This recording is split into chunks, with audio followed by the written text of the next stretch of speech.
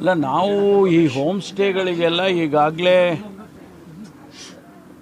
ಒಂದು SOPಯನ್ನು ನಾವು ಎಲ್ಲ ಸರ್ಕ್ಯುಲೇಟ್ ಮಾಡಿದ್ದೇವೆ.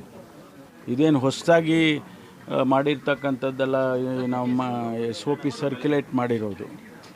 ಅವರು ಅದರ ಪ್ರಕಾರ ಕ್ರಮ ಮಾಡಬೇಕು. ಯಾರು ಆ ವ್ಯಕ್ತಿ ನಡೆಸ್ತಕ್ಕಂಥವರು, ಹೋಮ್ ಸ್ಟೇ ನಡೆಸೋರು ಮತ್ತು ಅವರಿಗೆ ಲೈಸೆನ್ಸ್ ಇದೆಯಾ, ಅವರು ಏನೇನು ಕ್ರಮ ತಗೊಳ್ಬೇಕು ಒಂದು ಹೋಮ್ ಸ್ಟೇ ಮಾಡಬೇಕಾದ್ರೆ ಅನ್ನೋದೆಲ್ಲ ನಾವು SOPಯನ್ನು ಕೊಟ್ಟಿರ್ತೀವಿ.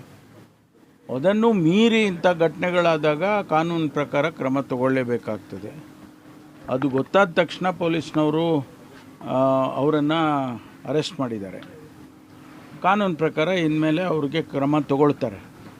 ಆದರೂ ಇದು ಇಂಥದ್ದು ಒಳ್ಳೆಯ ರಾಜ್ಯಕ್ಕಾಗಲಿ ಸಮಾಜಕ್ಕಾಗಲಿ ಒಳ್ಳೆಯ ಸಂದೇಶವನ್ನು ಕೊಡೋದಿಲ್ಲ. ಅದರಲ್ಲೂ ವಿಶೇಷವಾಗಿ ಹೊರಗಿನಿಂದ ಬಂದಂಥವ್ರು, ಫಾರಿನರ್ಸು, ಏನು ಸಂದೇಶ ಹೋಗುತ್ತೆ ನಮ್ಮ ಸಮಾಜದ ಬಗ್ಗೆ, ನಮ್ಮ ದೇಶದ ಬಗ್ಗೆ? ಎಂಥ ಇದು ಸಂದೇಶ ಹೋಗುತ್ತೆ? ಅದಕ್ಕಾಗಿ ಇಂಥದ್ದನ್ನು ಭಾಳ ಕಠಿಣವಾದಂಥ ಕ್ರಮ ತಗೊಳ್ಳೋದಕ್ಕೆ ತಗೋಬೇಕು. ನಾವು ತಗೊಳ್ತಾ ಇದ್ದೀವಿ. ಕೂಡ ಆಕೆಗೆ ಸಹಕಾರ ಕೊಡಬೇಕಾಗಿದ್ದಂಥ ಮಾಲೀಕರು ಅವ್ರಿಗೆ ಕಂಪ್ಲೇಂಟ್ ಕೊಡದೇ ರೀತಿ ತಡೆದಿರೋದು ಅಲ್ಲ, ಅದೆಲ್ಲ ಈಗ ಘಟನೆ ಆದಮೇಲೆ ಅದನ್ನು ಮುಚ್ಚು ಹಾಕೋದಕ್ಕೆ ಪ್ರಯತ್ನ ಮಾಡಿದ್ದಾರೆ ಅಂತ ಅನಿಸುತ್ತೆ. ಆದರೆ ಪೊಲೀಸಿಗೆ ಗೊತ್ತಾದ ತಕ್ಷಣ ಅವ್ರನ್ನ ಈಗ ಸೆಕ್ಯೂರ್ ಮಾಡಿ ಅವರಿಗೆ ಜುಡಿಷಿಯಲ್ ಕಸ್ಟಡಿಗೆಲ್ಲ ಕೊಟ್ಟಿದ್ದಾರೆ.